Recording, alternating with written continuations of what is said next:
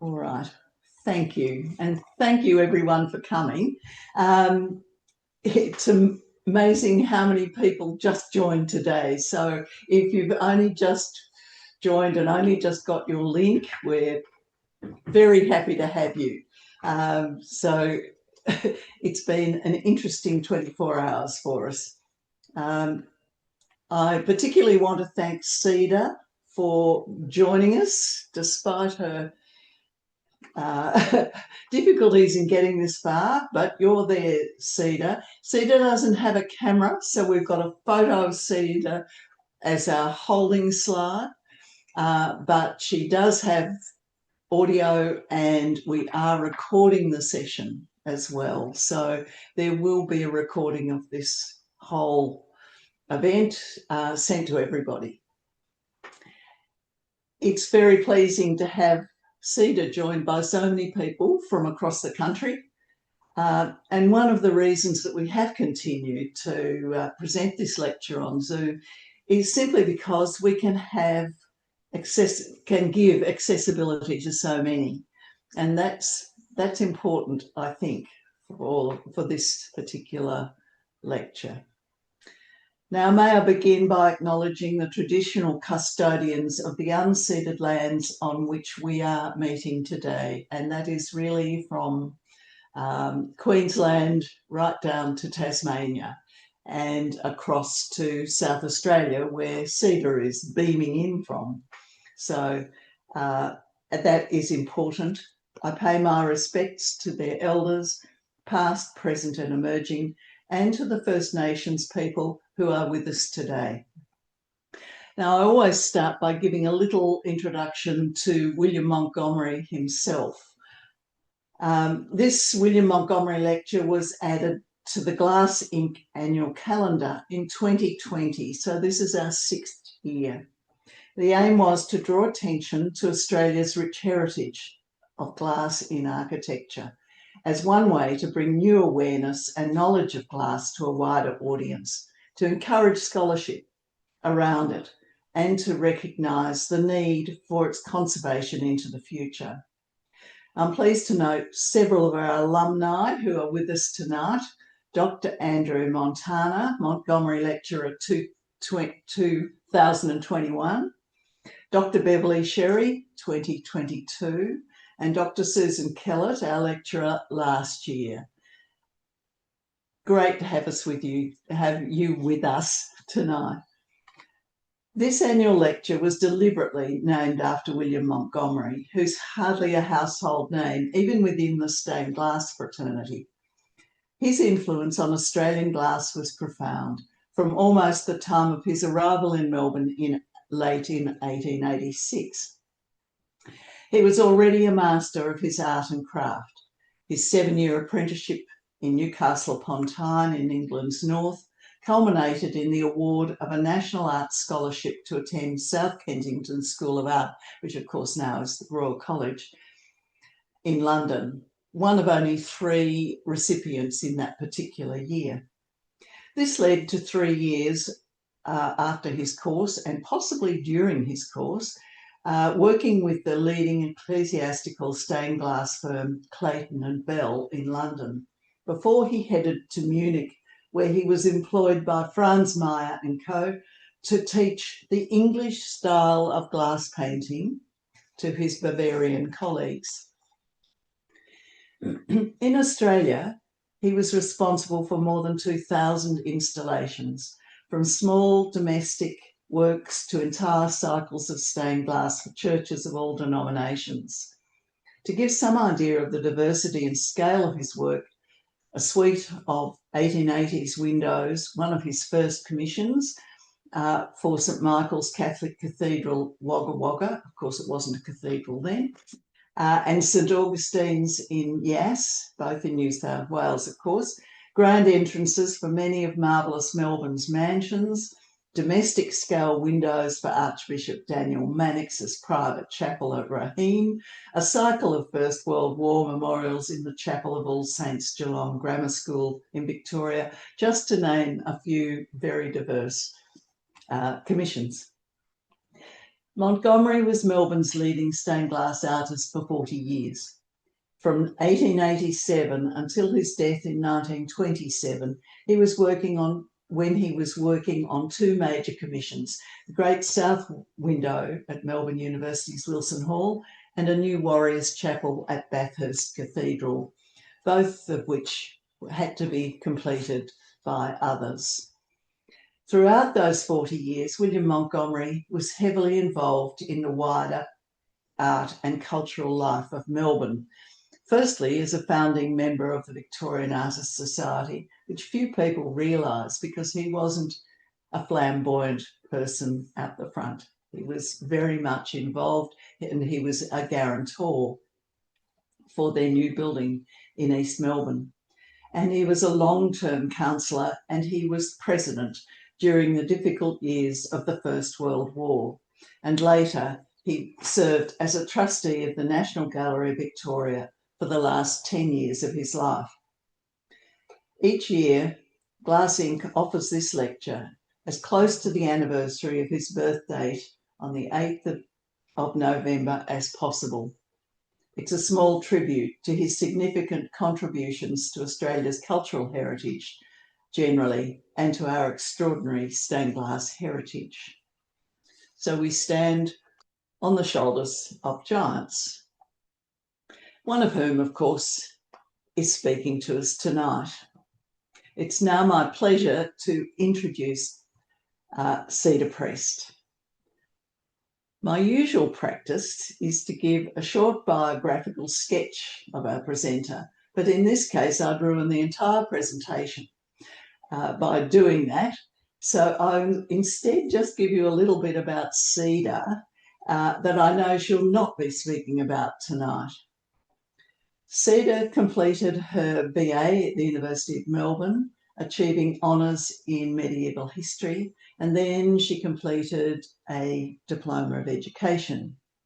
In addition, she took classes in drawing at the National Gallery Art School, studied stained glass at Hornsey College of Art in England, sought opportunities to learn from highly regarded stained glass artists in the UK, and she was a bit pushy about that, and that's good.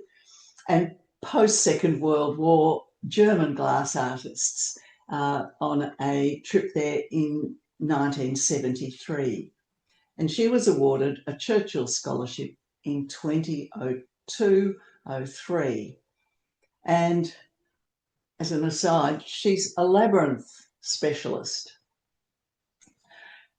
Cedar contributed to stained glass as a professional artist, a teacher, and as a facilitator. And I shouldn't say contributed because she continues to contribute, as we're about to see, and in many other ways too, such as her early support of Ausglass, as a board member of the Arts Council of South Australia, and for years on the Crafts Board of the Australia Council, which she chaired from 1980 to 1983.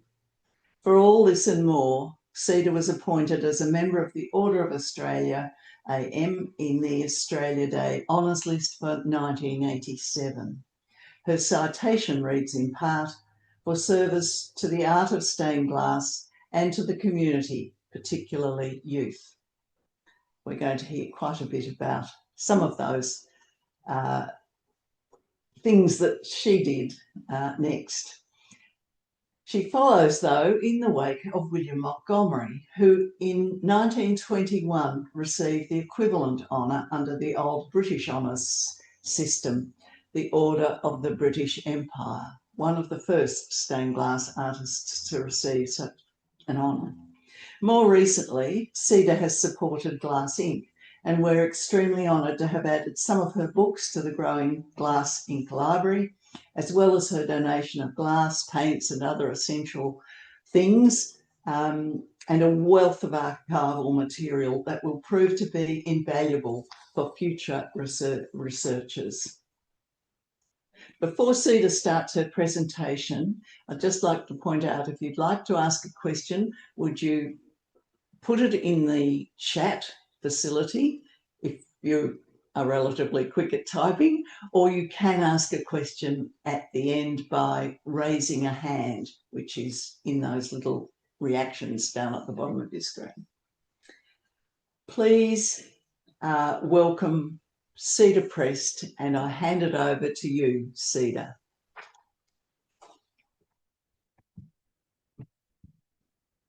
We are all clapping, yes.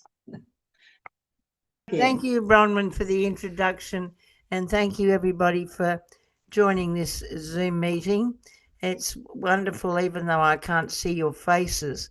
I'm one of those people who likes to talk to the audience, and I'm looking at my screen. But I'm very honoured to be asked to give this lecture, and I hope that you're going to enjoy it. I'm going to talk about the future for stained glass, but in lieu of in starting off with my journey, how I started, what sort of things I've done, and why, with a lot of emphasis on why I've designed what I've designed for particular locations, and then talking about the uncertain future. We've watched a situation where we struggled for years to get some tertiary teaching in stained glass. And then, unfortunately, everything got closed down. And then, fortunately, Donna and co started a very reputable place. But that is one place in Australia now teaching at a proper level. And we have other problems with stained glass, which I'll allude to as we go along. But one of the current problems is to do with supply of the materials, because there are less and less people making the glass, and there is more and more difficulty of bringing it into Australia and distributing it. We in Adelaide have been reduced to one outlet. I don't think Melbourne is terribly well off. And so it's difficult. It's now almost as difficult for people to learn glass as it was when I started in Melbourne. I'll have the next slide, please. Are we? Oh, good. Thank you. The way I started was as a child.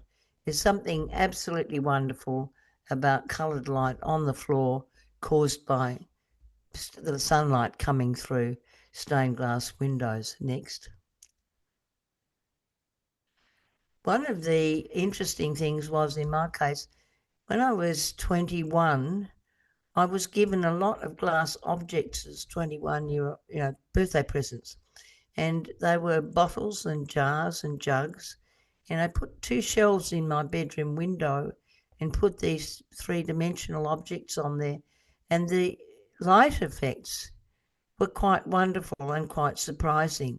So it taught me that there was a lot of reason why stained glass, why glass shouldn't be flat, because the light can do other things with bent glass. And one of the interesting things that's happened is there's an architect in America called Stephen Hall, and this basket of glass drawings here are drawings for his church on the right, so that each one of these bottles, jars, whatever, has been put over an aperture, so that the lovely coloured light in that building is being caused by these coloured glass objects, not by stained glass in a window, as it were. Thank you. Next. At the very beginning, I experimented with lots of things that were not flat. First of all, I had bottle tops, which were dug up on my sister's farm, and they had been discoloured. They go that wonderful green and purple, and they were in the window on the left. Then when we went to America in 71, 72, I had small children and I melted the baby food jars, and so they are in the next window. And then on the right, you've got my first pieces of blown glass, which are used as little everlasting daisies, which are destined to die in a South Australian desert where everything is drying up, the stream has got sluggish and polluted, and the muse is departing from this scene of devastation. Thank you. Next. Right. Now, the first point that I want to make strongly is that a stained glass window is not a two-dimensional painting transferred onto coloured glass. On the right, we've got the most famous, I suppose I'm going to call it, poor example of a stained glass window, which is by St. Joshua Reynolds, and it's a translation of his painting of the Virtues.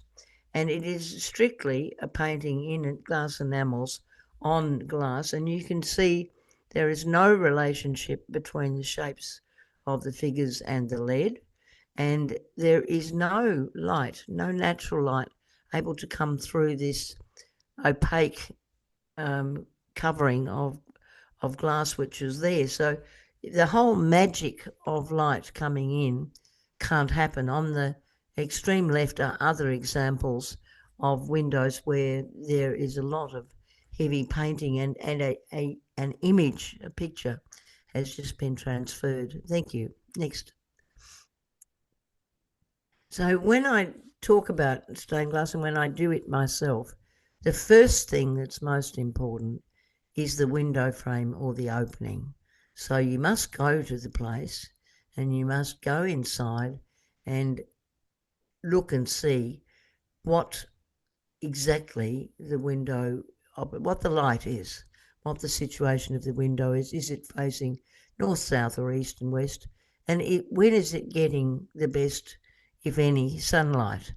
So the next thing is important is to know where you can get the light to react, because what you're going to do is put in between the window aperture and the outside world a screen which is going to enable you to project light, preferably coloured, into the room. The third thing that's critical is what is outside that window. Sometimes it's fabulous that glass can texture or opacity or can cover up what I call the obstacle course. But always you've got, hopefully, a little bit of daylight and things where you can treat the glass with, have transparent glass and make the most of it. Next. This is a church, St. Kevin's Catholic Church in Eastwood in Sydney, where I worked with the priest and the architect from the very beginning, which is the ultimate situation, and I was asked to do all the windows in the church. So I've spent time there on the site, and I wanted to map what was going to what sunlight was going to come in. So at the top right, you've got the clerestory windows above the entrance, which is facing east. So on the floor, we've got the floor plan of the church, and I've marked in where the light is going, because then I want to utilize that light to make the next slide, to make the on the right there, you can see what's happened. So this very simple design in this very limited colour palette has been put in there, and there's a maximum projection of light, so that when people walk into that church in the morning, they've got all this reflected light on the ceiling and the pews, and they're walking into a light welcome. And I think that's emotionally beautiful for a church, to walk into something where the light is welcoming you. The one on the left at the base has the Holy Family Chapel. Now that is outside. It's a passageway between the primary and secondary schools. So the glass used there is opal and translucent, so that you get a sense of sanctuary in the chapel, but you don't see all the school children trafficking past. And on the extreme right on the bottom, there is one of the 8 altar windows. They are facing west. They're looking out over the escarpment towards the Eastwood village. And I wanted to get the effect of light coming through leaves.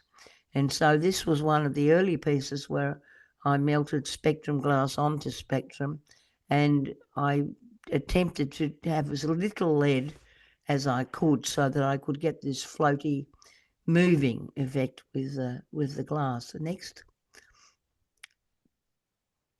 These are two examples of choosing colour to warm up a situation. Both of these windows face south, and by using a colour palette that's so warm, the red, orange, yellow range, you create, again, that welcoming, warm atmosphere where if it were not there, it would be cold. Next one. This is an example of a big commission in Perth, and I'm using German opal glass in the window to obscure a really nasty, grey, narrow, cluttered laneway with rubbish bins and all sorts of visual nasties. So the use of the opal glass creates an outside world. This building has a foyer, and so in front of this window and the adjacent wall mosaic, which I made to fit as a whole piece, there's a garden. So it's focused as if you've got a natural background and a garden within. The mosaic part is done by using the same opal glasses, and they were mounted on rug hooking material with tile adhesive, and the tree trunk is made of stone material, which I went and chose in a stone yard, in which they cut to template. So the stone was applied to the wall, and then the pieces of glass were applied as each one of those half round leaf circles is a piece of rug backing that's gone on. Next one. These are more examples of the use of opal to transparent glass in order to make the most of the environment. On the left, we've got the new chapel at Walford's Girls' School, and the principal wanted the 5 ages of women, and she wanted it abstract. So that was a nice, simple commission. The reality of outside that window was a major traffic way for the children between classrooms, a red brick wall which went up to the 3rd section there, and then above the wall was jacaranda trees and sun.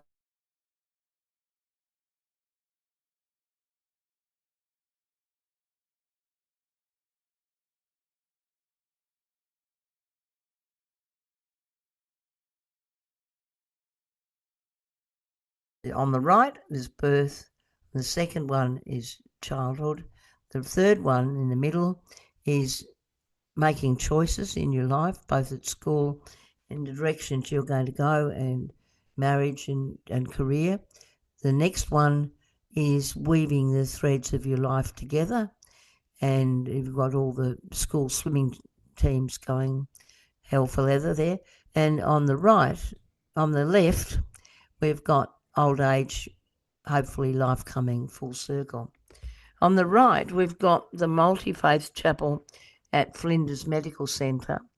Now, here the chaplains made the fabulous decision to have a multi-faith window, and so I had the interesting task of working out how you could make something that was going to work for everybody. So I went and did a bit of research and talked to different people and came up with the fact that the tree of life is common to all faiths. So that became the motive for each of the different faiths.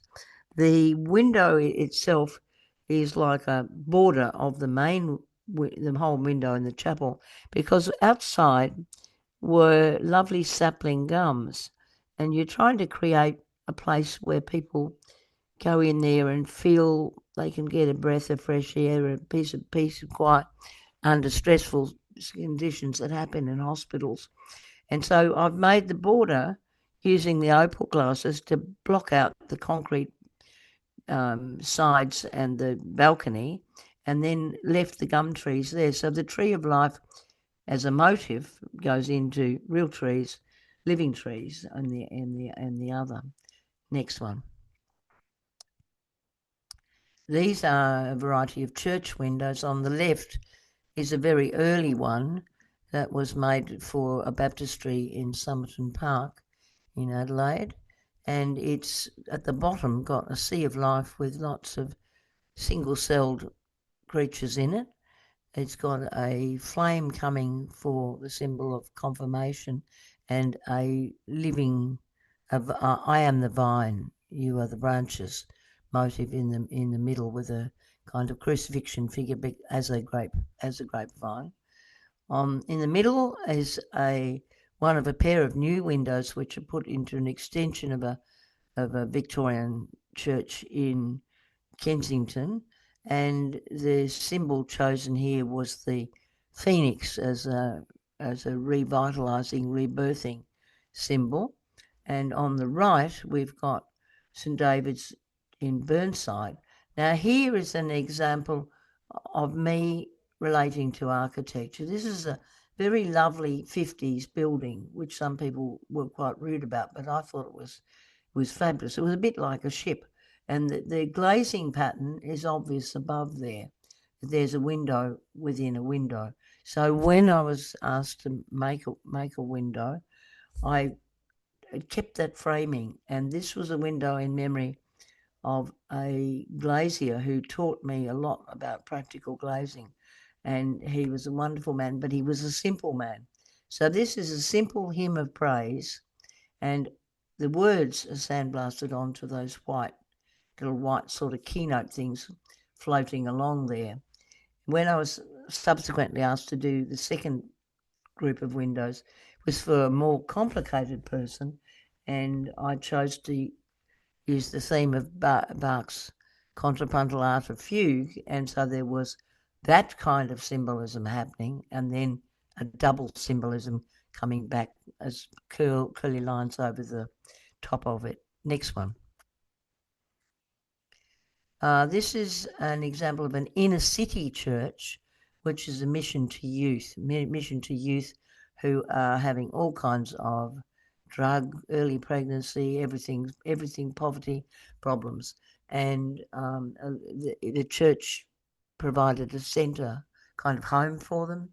It provided meals, it provided counselling, provided all sorts of support, and the windows were made to talk about the kind of life that those people and the way that they related to the church, and they had musicians and dancing and various things like this compassion window, and talking about the way that people related to each other and cared for each other. And they were also deliberately a bit what am I going to say? It's not exactly abstract, but the colour schemes were rather wild. Next one. This is a series of windows, or some of a series of windows I did for St. Peter's Cathedral in Adelaide. And the thing, I was asked to do the clear story windows. So I did 48 windows in the end. That's 24 pairs of windows, and they went up and down the nave, and they also went into the transept. And what I chose to do was to link the windows with these red, I'm calling them processional lines. The cathedral was formal, and when they had services, they always had a procession at the beginning and a procession at the end. And I like to link windows, so I used this processional red bands and curls to link the windows. What you've got on the left is the very first window on the left in the cathedral, and it acknowledges it's the rainbow snake and Noah's rainbow. So it's about acknowledging the beginning of things. One of the things that was most struck me when I went to that cathedral was that all of the windows had been imported, largely from England. They were all about European saints and things, and they were not. There was no reference to 125, 350 years of the Anglicans working away in South Australia to create a church. So I tried to acknowledge all of that process and the Australianness of it in these windows. The one on the far right is the very beginning window on the opposite side, and it celebrates the arrival in South Australia. So the blue part's the sea, and there is actually a map of the coastline below, and then some of the wildflowers above, and the second one's got the little tiny ships. Then in the centre, you've got 5 on each side, so there's 2 missing in this sequence. In the centre, you've got what I call the crossover. So I cross the lines over, and in this case, it's earth, air, fire, and water, and water, and on the left, it acknowledges the fires in South Australia, the floods in South Australia, and at the bottom it's like a compost heap. And on the opposite side, it's body, mind, and spirit, and the subconscious mind. Next one. I'm very much wanting to see an Australian school of glass, I guess. I've always, if possible, I will turn the theme to an Australian one. I love wildflowers and the bush, and I also am very aware that the Australian colour scheme is not the English colour scheme. We get imported into here things which are in European colours, and our colours are different. Our light is much stronger, it bleaches, and our countryside has got this grey-green, bleached, yellowy sort of hue to it, and there are little flashes of red and yellow and purple in there from the flowers, but it's a much more subdued colour palette in many ways, and I think that you can see that in this set of windows. On the right, there is a window which contains some of the first pieces of glass which I got from Freedom Glass in Western Australia, who were rolling glass sheets at that time, and these were pieces that they couldn't sell where the sheet had rolled up, and I thought they were fabulous, so I started adopting all the ones that were wonky and bringing them home, and then I started working out how to put them in my windows, because that goes back to this dimensional thing that I started with. Next one.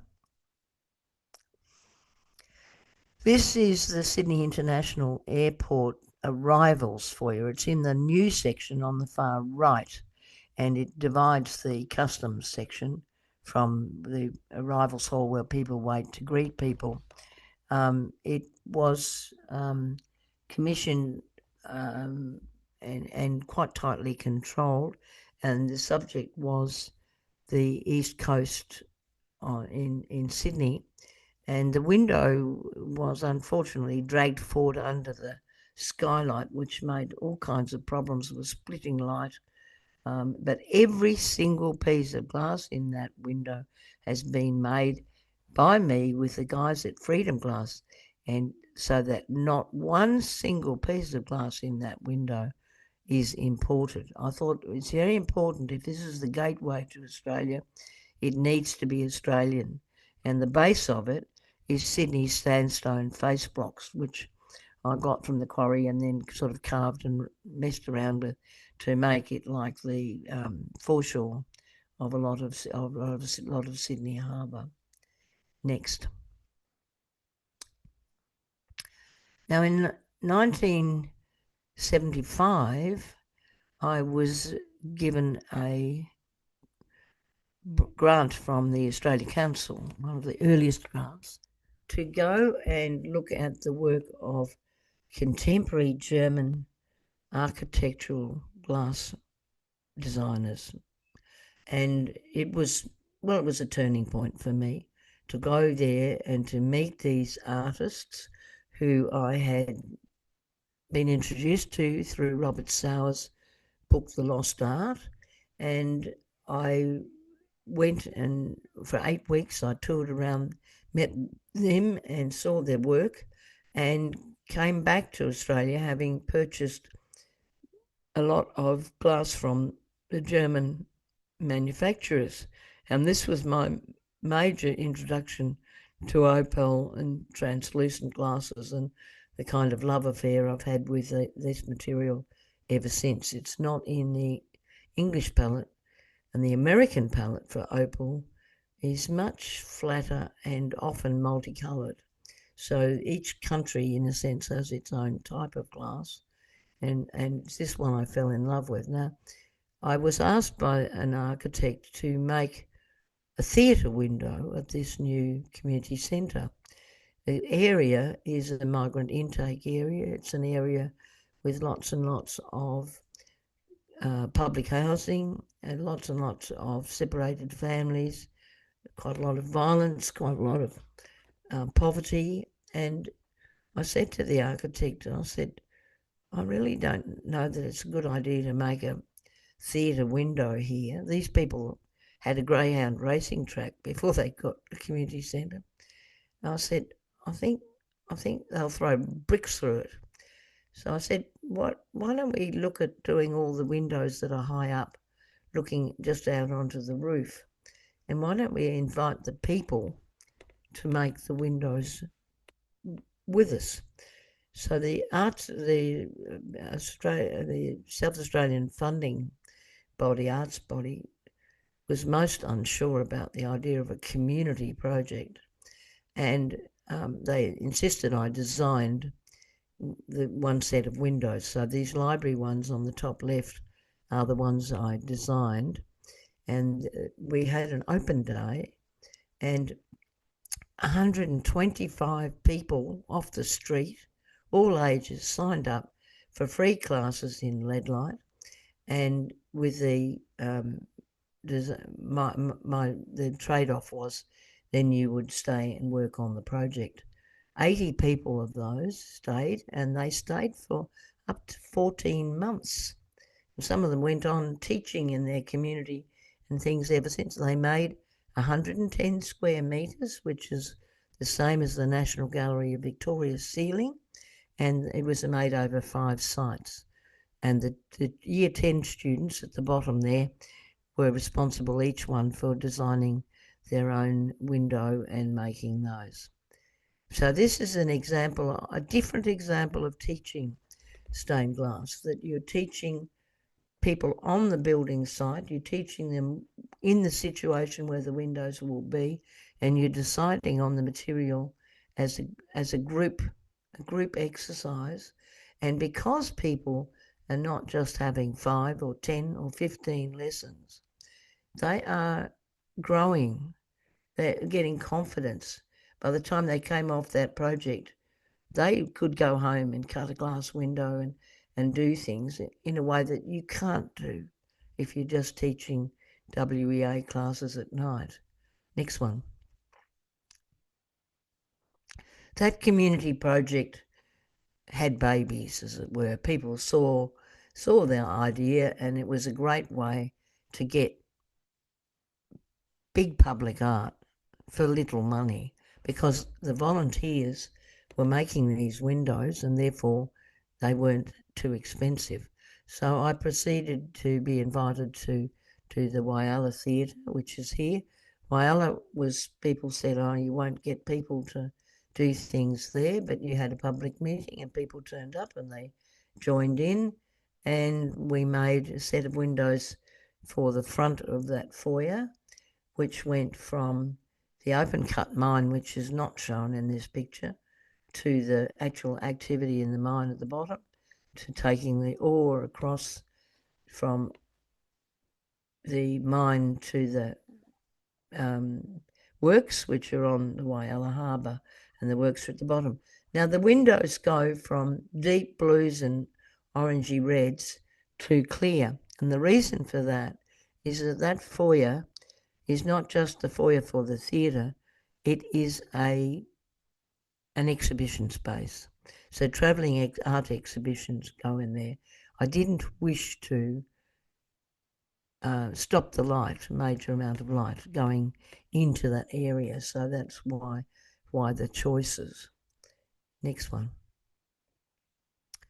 This is one of 5 sites in the Araluen Cultural Complex in Alice Springs, and these windows are of one of 4 in the restaurant. And Alice Springs doesn't have summer, spring, autumn, winter. It has wet and dry. So at each end there is a gum tree, and we've got the different progression from wet to dry in the native vegetation. The bottom of the windows are quite busy and quite complex, and you can see that small people, children and things, can run about while they're waiting for food and go and look at all the little native animals and things in the bottoms of the windows. And then at the top, to screen the overhang veranda from the roof, we've got the fringe of gum leaves, and we've got lots of daylight coming in, but we're using a texture which will obscure the car park in the middle. Next one. This is almost the last community project. It was an enormous wall in a very 50s-y kind of boring library building, and I was invited to collaborate with Judy Kotai, who was a local stained glass artist, and together we reluctantly took on this large project, but it worked well, and I think the result is beautiful. And the council, who were very sceptical, are now very proud of it and doing lots of things to protect it and everything. And it at the top left there, you can see whole sheets of freedom glass. So I used to teach people when they went to pick up children after school. I'd drive down to Fremantle and roll glass with the boys and try and get the colours that I wanted for the project as well. So that was my major development of a relationship with Freedom Glass. Next one. Next. This is the Bicentenary project, which was made for Alice Springs. This is not a community project. It's a project to put, to acknowledge the fact that there was already an established culture on that site, and that it was crossed by quite a lot of long-term Aboriginal stories. And the thing was, it took me 2 years to find a person who was able to paint some of the stories which crossed that piece of land, and that was Wenton Rabuntia, who's there in the middle, and he was an Aranda elder, and he made the painting. It was approved. We adjusted the size of the painting. You see it's narrow to fit the window, and I worked with 5 of the Aboriginal women from his town camp to make those windows over a period of time. Are very complex because interpreting an Aboriginal dot painting, you can't go and buy a piece of glass. You've got to make dots and put dots on it, and there were lots of kiln firings. Next one. Now I'm going to talk about the general business of what you consider when you're making windows. You'll have all experienced the natural cathedral, the trees, all the light coming through, the dance floor with a specific light, and there is the thing that inspired me as a child, with a child and its parents enjoying the wonderful coloured light on the floor. Next. Now, the control of the light, or the way the apertures, is critically important if you're going to get atmosphere in a building using coloured glass. And so we've got a wonderful example here of Corbusier's chapel at Rochon, where he's punched all kinds of different holes, and there's a intensity because of the thickness of the walls and the shape. And so he's projecting light. He designed the colour of the glass and everything for his space, and it has got the most wonderful atmosphere. And on the left, we've got the church we started off with, which has got the bottles up in the ceiling. Next one. Now, one of the interesting things to notice is historically the way that stained glass grew. First of all, the Romanesque chapels, the early Gothic shape, small, simple, deep-set windows. If you put the glass in there, and it can cope with the deep reds and blues, and then you get this beautiful medieval cathedral atmosphere. As the builders went on through increasing the size of their cathedrals, the windows become bigger, the palette becomes bigger, and finally, in the third one, Gloucester Cathedral, you've got a very full, very fine fenestration right across the whole width of the window. By this stage, people have invented silver stain, which gives the yellow in the glass. And on the bottom right, we've got one of the details from these windows. And what's happening is, as the aperture increases, the light bleaches out. It becomes larger. And so the glass is affected by that. And the strong reds and blues would not work as well in that Gloucester window as the silver stain does. Next. By the Second World War, after the World War, there was the beginning of the glass curtain walls. And on the top right, we've got the architect Dominikus Böhm in Germany using glass which has almost been picked up after a bombing, lots and lots of window glass and little tiny bits of colour to make this wonderful sparkling fenestration. It's in with the leaves and the trees moving outside. That was just the most magic environment. On the left, we've got Matisse's chapel at Vence, which he designed, and where he seemed to instinctively understand how to use bold, simple colour to get atmosphere. And on the bottom, we've got a little parish church in Paris, designed by the artist Leon Zack. Next one. Now, in 1957, Pilkington's developed the float glass process. This enabled people to make very large and even larger as time went on sheets of glass, perfect sheets of glass, transparent, without blemishes, without any marks in them. And it then enabled the architects to design, well, total glass boxes and skyscrapers and all. So we've had an enormous revolution in architectural glass, made possible by the factories being able to produce these very large glass sheets. Now this affects what stained glass artists can do. Next. Oh, here's more things that can happen to clear glass buildings where the clouds are reflecting on the buildings, or they've got a mirror iridized sort of surface on them. The bottom right is Norman Foster in Saudi Arabia, and the light is able to work on the surface. Next one. Here are some more total glass fenestrations. On the right, we've got one of the first total glass cathedrals, which was done in Los Angeles, known as the Crystal Cathedral.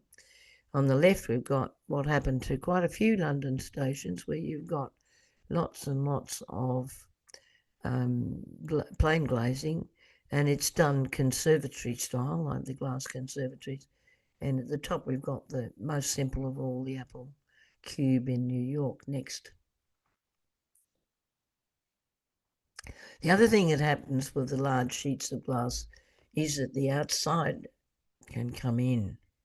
And in the centre, we've got this very important Pasadena house designed by Robert Foster, where he's using the large sheets of glass, and there is no barrier between the garden and the house. And in fact, that little pond is coming into the house. So he's got it literally coming inside the building. But you can see on the left and the right how people can enjoy the natural vegetation by the use of these large sheets of glass and lots of glass and light. Next one. Now, the whole business of working out stained glass solutions for large windows is another matter. So we can divide the space into smaller panels and use, on the left, we're using translucent glasses. And on the right, we've got this is the German architectural glass style. This is one of Schaffrath's churches.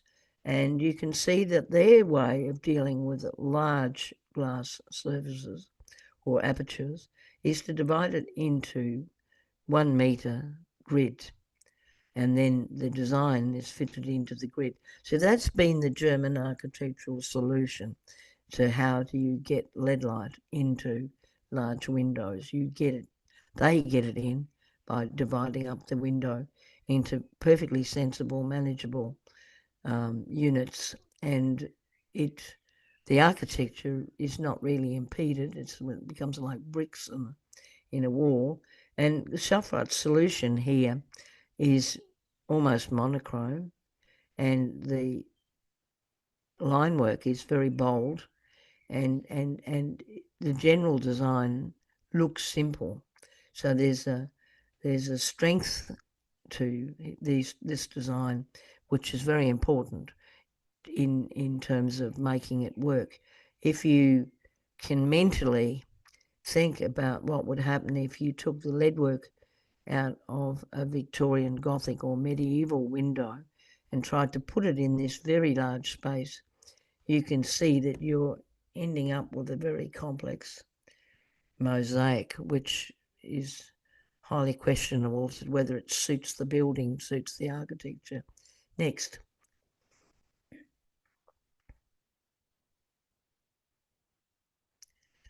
So the problem for us is, how do we get colour into these large spaces? What can we do? Well, on the left, we can use glass enamels. Now, this requires working with a factory stroke workshop situation where the factory is able to handle these large sheets of glass, put them through the kilns, and so the artist becomes like the design advisor, and they work with the fabrication place. And we've got very few of these in the world. Germany's got 3 major ones. England's got 1. I don't know how many America's got. And I think really and truly Australia has got a problem.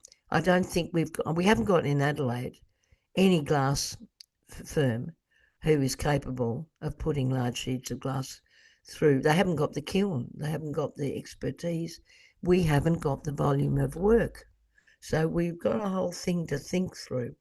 On the right, we've got another way of getting colour into glass, and this is putting a PVB layer in between 2 sheets of plate glass. So you've got a safety glass with a coloured layer in it. At the present moment, nobody is doing anything which is like stenciled or designed or decorative within these butyl layers. We're just getting the use of colour, which can be very effective if it's carefully chosen, or rather boring if it's just a sequence of red, blue, green or something. On the lower one, we have got a screen by an English artist, and so this is just like a screen in a bedroom. It's not a big window. It's enamelled and acid etched. Next. The other possible solutions are to do with sandblasting, which can be done photographically or with stencils. It can be plain colour, or you can have one in the centre here where you've got enamel and photographic work happening.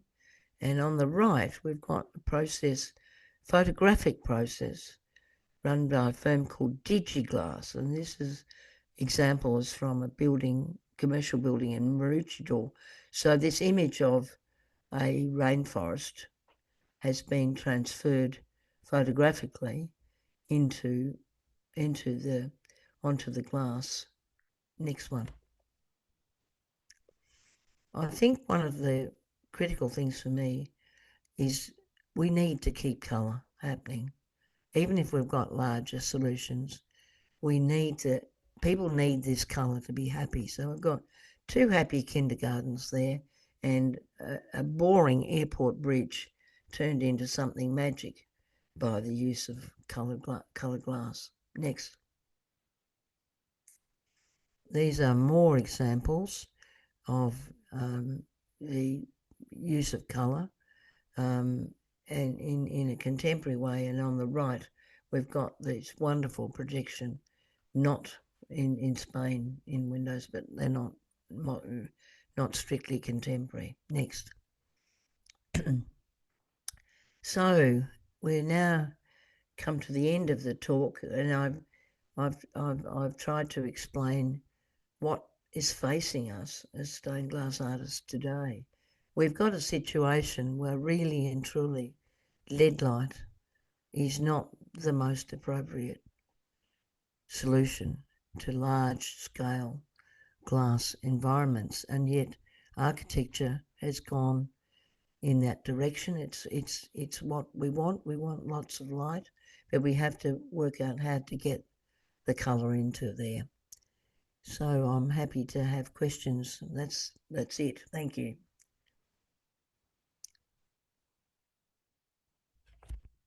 Thank you, Cedar.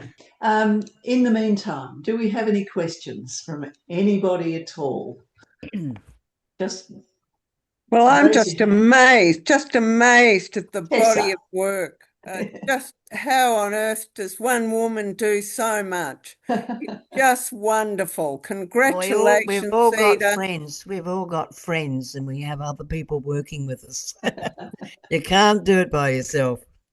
That's why those community projects are quite revolutionary, because there's something which evolved accidentally, I suppose, or we invented here, and yet it's a way of including people in the process and also getting large things done in a community for the community to enjoy.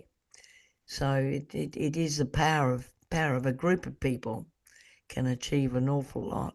Yeah, but you brought them all together, didn't you? You taught them. I'm very passionate. You did it. I'm very passionate about the glass. Yeah. There's some lovely comments coming through. Wonderful. Here from Wendy. What a great presentation. Thank you. So pleased to see that colour is not out of fashion, aren't we all? And Raquel, hello, lovely Cedar. The architectural glass enamel on float in the airport. Where is this? She asks. Where is the airport? Yes, window? I presume that's it. It's in the news section of the international terminal. So it's up, if you're driving up to the outside, it's the far right end. A lot of the planes that come into Australia disgorge you in the older left-hand end, so you won't come through that section. But you can get there by driving to the end of the getting it on and off, into the airport, and you walk in there and it's in the foyer. Joan says, thank you for a wonderful presentation. And we can all agree with that. And Susan's got a question and can't work out how to raise her hand. Well, Susan, I thought you would have worked that out by now, but why don't you just ask your question? Yeah. Hi, Cedar. Look, wonderful, wonderful presentation. Thank you. I'm curious to understand who your influences were in your artistic career. Who influenced, the way you create windows? I think that you can go back to the first influence was when I was a university student. There was a Leonard French exhibition of his, now what was it? It was a Catholic martyr, and he did a whole series of windows on this Catholic martyr. Well, they weren't windows; they were paintings, smallish paintings, really. I think it was Edmund Campion. That's right. That's right. And that left me, standing there in my. It floored me looking at that exhibition, and I thought to myself, this guy has invented a whole symbolic language to interpret those paintings. He'd created his own symbols, and I think in many ways that's something that stuck. That you can have it a bit abstracted. You can have strong color, but you need to make. I want to make a bit of story with my windows. I want them to say something. I don't want them to be totally abstract. So I'm committed to being Australian where we are. I'm very committed to working with the architecture, with the client, and with the site to get the most out of it. And I guess that what might make me different is that I'm very on about light atmosphere. What a window is like a curtain, but it's a curtain which allows the light to come through, and it creates this atmosphere. And I think it's the atmosphere that people want with the stained glass window. Hence, the beginning slide, what was the magic that turned you on? The magic was seeing all the coloured light on the floor.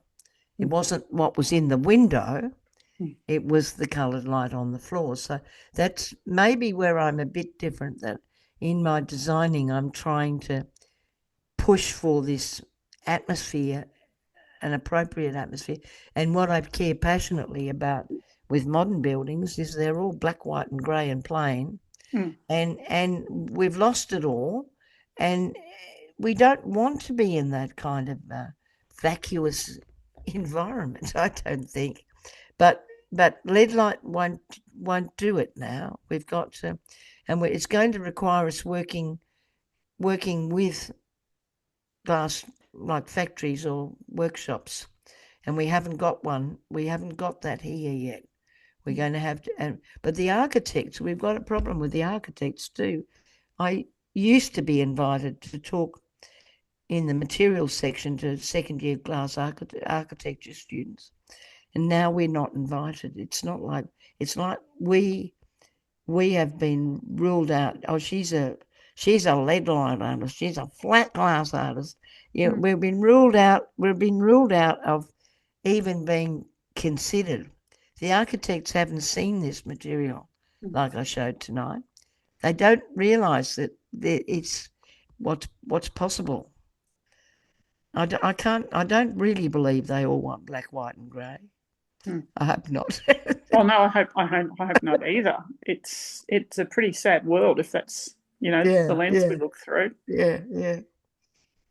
Thanks for that, Cedar. Lois, would you like to ask that question yourself? How do we know the artist? Yeah, so thank you, Cedar. I'm just so impressed with the work you've done, and it's really, really beautiful. But I'd like to know, how do we know that it's your work apart from your style? And do you sign the works, or is there a plaque or something that we can recognize the people that do it? No,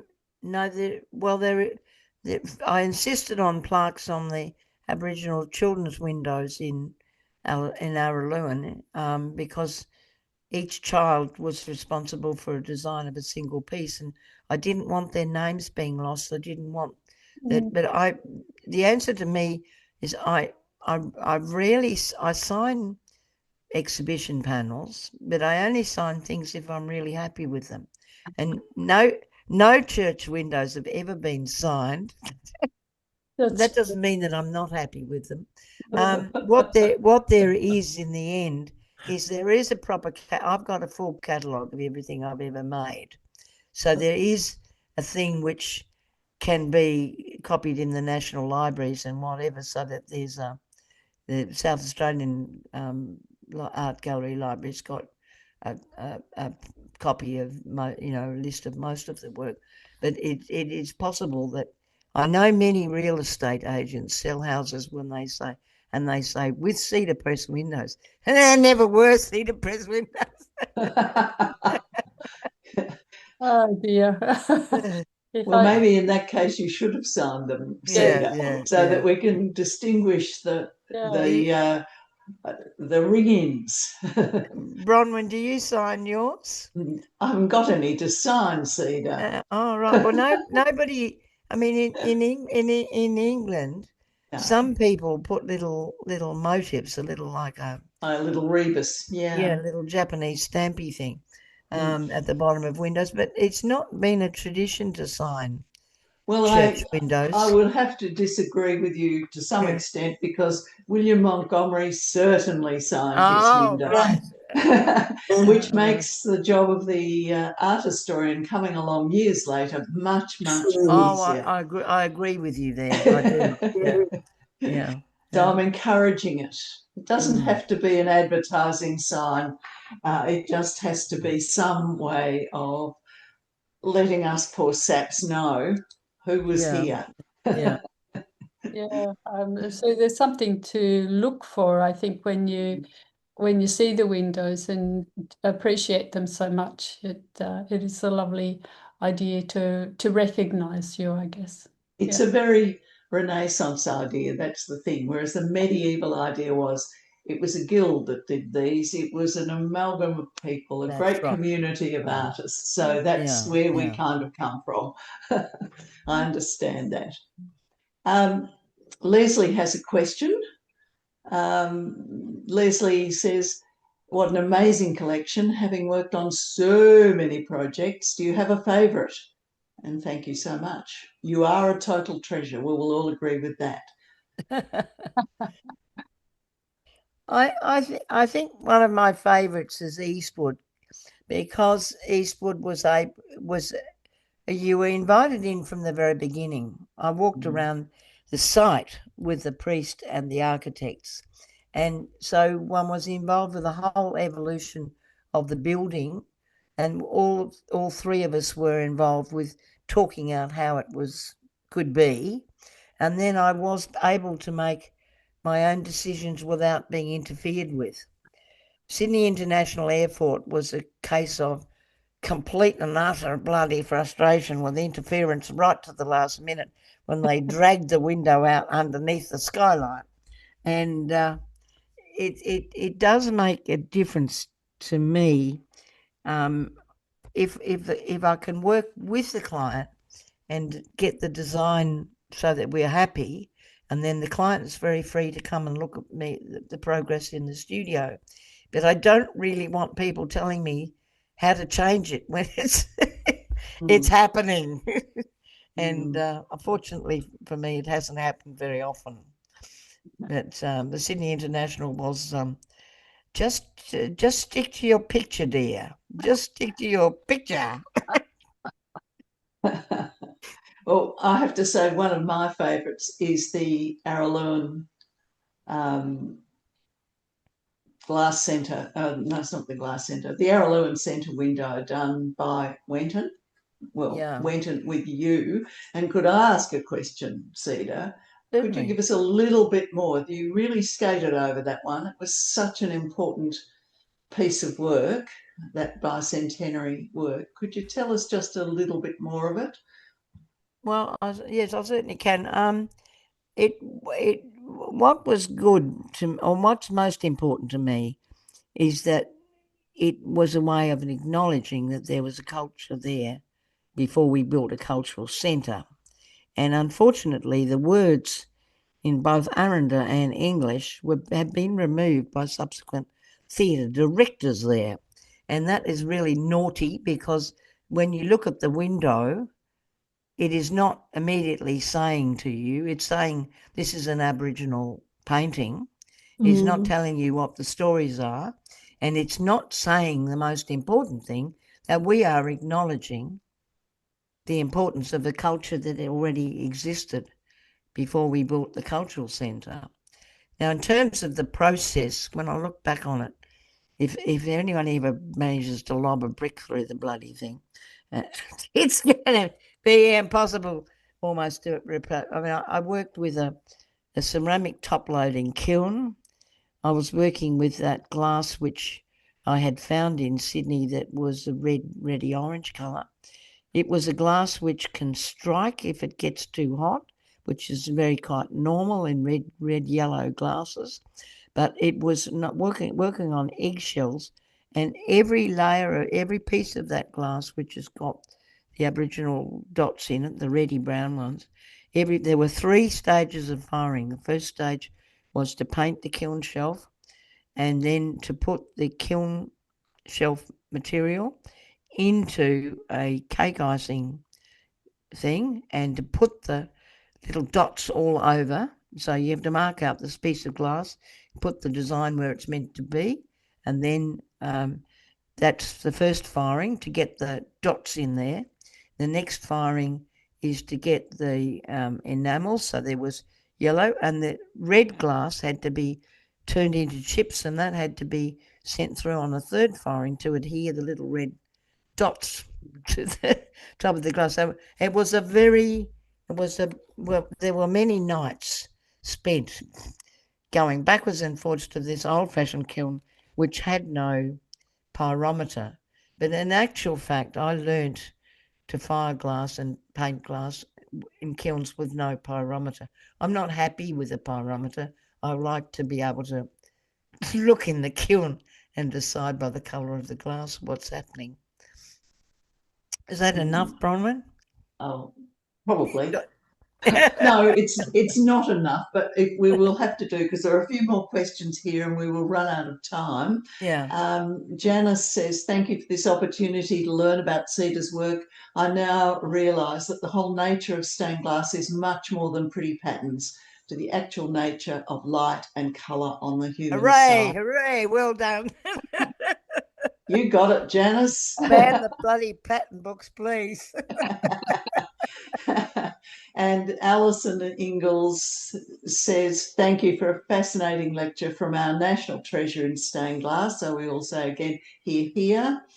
And Natalia is interesting. She says, thank you. She was a bit late getting in, but she has a question. Why do you think leaded windows are not the future? I adore the graphic lines of lead, and it would be sad to see it diminish. Good Right, one. Well, Good one, Natalia. We're talking about the future in modern architecture. There are many, many buildings in Australia with small aperture windows, which are very appropriate for lead light. I'm just making a point that when you get these large glass boxes, lead light is a bit out of scale with them. So there are many, many, and I've made many, many in windows in Australia, and there's no reason why we can't go on doing it. And I think it's important for you to keep that thing about. To me, one of the most important lessons I learned from the Germans was that you draw with the lead. And in contrast to that, Patrick Rentons, who was my mentor, English mentor, I was putting different size leads on one of his windows I was doing for him. And he came along and he said, oh, my dear, he said, that's not elegant. He said, oh, dear. So I had to remove all the different size leads and just have number 5 and number 12 around the outside. So it's interesting, but I think the potential for the lead doing the drawing is critical, and it makes a real quality difference with the design. So I'm not one for using just narrow leads in the middle and number 12 around the outside. Well said. And I think that lead can be quite important in separating the colours too, in giving that sort of negative space for the eye to rest on. It's quite. And we had that wonderful example of Klaus Zimmer, who used the lead in an almost sculptural form and did things with the lead and with the solder, so that it was working as a partner, really, not just a joining. Yes, absolutely. Mm. Brad is asking, where are significant lead light sites documented so that we can go and view them in person? Oh, we better put something on my website, hadn't we? I think that's a huge question. That's a task that could be done. Yeah. Mm. No, I was the first thing I ever did with Patrick Rankin's when I first started going to his studio a lot. I said to him, now at the weekend I want to go here, and I'd have to sit there with a map of, maps of being there. I said, now where have you done windows? Because he had no catalogue. So I made a catalogue for him, which the British Society of Master Glass Painters have got in their publications. And I think it is important that there are written lists that people can access, because I learnt about Patrick's work by going around and looking at the real windows. Mm. Well, just start with your own then. Obviously, we've got a number we've seen here. Yeah. Are there any in Melbourne, for instance? There's not really any important ones in Melbourne. No, it's my hometown. You've got to add that one in there. I think University House has got some windows of yours, that's hasn't right. it? University House has got some on the staircase. Yes. Yeah. And then my very favourite window, go in the botany school in Melbourne University, and at the bottom of the stairs there's the most wonderful window with native vegetation. Now, I'm trying to think who I think that Susan can tell us that it's Napier Waller. Yeah. Right. There we go. It is. It's a quite extraordinary window. Yeah. Belinda says, most of these are comments, extremely inspirational. Thank you, Cedar Prest, and thank you, Glassing, for organising this wonderful talk and showcasing your extraordinarily beautiful body of work. Here again.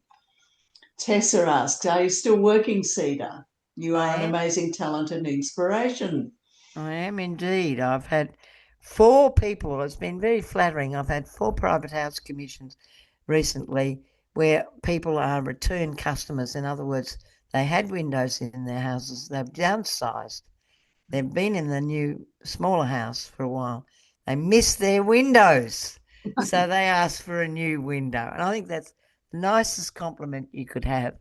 And I'm also designing a window for Darwin Catholic Cathedral, which has got to be backward looking, because the original central window, there's 3 windows in a row. They're all parabolic arches, and they've got to be harmonised. Otherwise, you're going to really upset the cathedral. So it's a Sacred Heart window, and it's unfortunately got to be. Glad you mentioned it. It's got to be a pulsing Sacred Heart.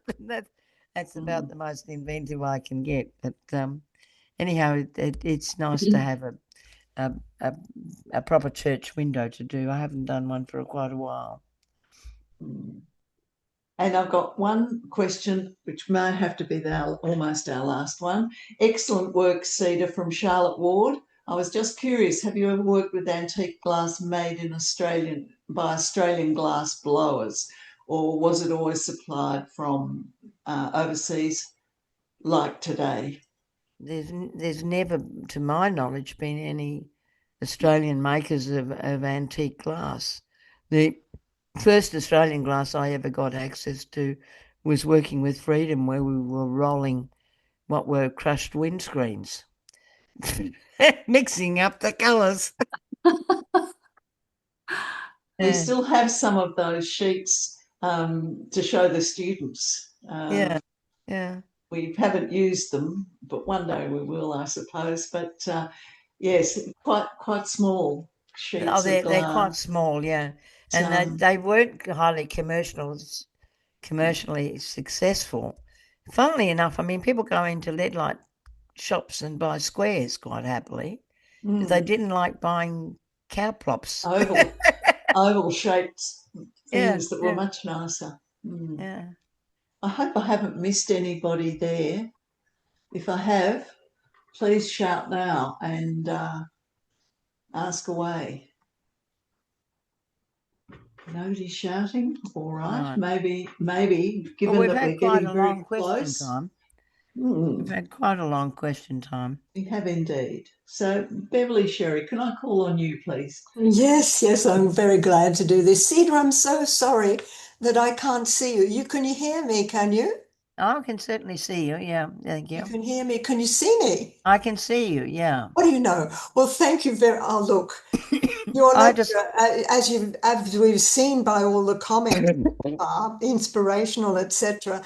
It's a delight. And on behalf of all of us, very many thanks for really a unique lecture. I want to make that clear that this is the first time we've had a real live artist speak in this Montgomery series of lectures. All the ones preceding you have been by historians. So, this has been straight from the horse's mouth. And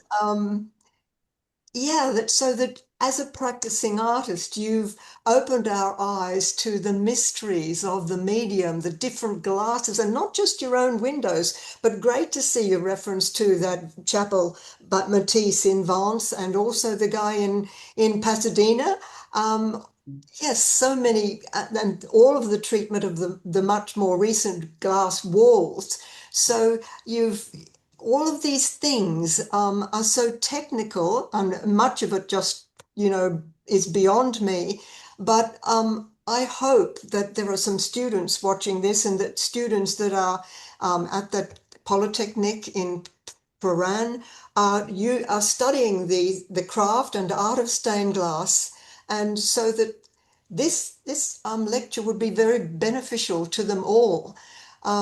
So that's one of the things that I wanted to especially mention. I've got a lot of questions about your work, like the use of leads, which must be very fine, but that's the fact that you're the first living artist that's given us one of these lectures is such a boom. And the fact that this lecture is recorded, those students can watch it again. But just a couple of other things, something that comes through so strongly is your awareness of stained glass as an architectural art. So it's for a building designed at a particular time and place for particular people, for particular purpose. And you bring all of that into your work, as you did with the Eastwood windows and Kevin's Eastwood. But all of those community projects, they're the first in the world. So you were you were an absolute pioneer in that. Oh, now I can see you all. Can you see? I can see everyone.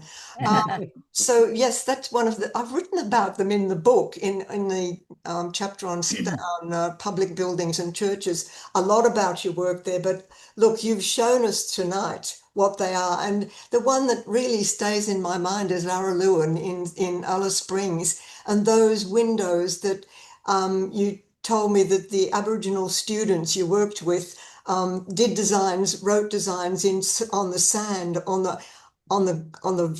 ground with their fingers, images that are like the shape of the McDonnell Ranges. And then you translated that design into stained glass. So that kind of thing is so original. I don't know that anyone else in the world has done that kind of thing.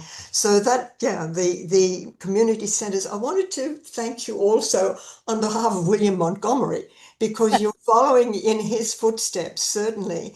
And insofar as you're having to deal constantly with architects, he had it much easier than you, yeah, I have to say, because, he was writing at a time, late 19th, early 20th century, when architects were knowledgeable about stained glass and they were amenable to using it. You had it to work much, much harder with that, but you've done very well. You know, you've always concerned with the context of the window, the who it's for, and the architect and the shape of the building and so on, and the way the light comes in. That's brilliant, the way you showed the importance of capturing light. So yes, you're following in the footsteps of Montgomery. And finally, I want to thank you for really showing us what's so distinctive about your windows. In all those windows you showed us, they're what, you know, the American stained glass artist Charles Connick, a visionary artist. You're doing what he describes with your windows are doing, adventures in light and color. And that's what they are. They're not highly figural like Montgomery's. They're not spelling things out so clearly with a message as he does, but they're distinguished by the colours of Australia and the landscape of Australia. And the other thing that I think you must have all noticed, there's such a sense of movement in your windows. Like in the clerestory of the St. Peter's Cathedral, that whole series there, there's always the sense of movement and they're lithe. So there's, Milton has a marvelous phrase that just puts it in a nutshell.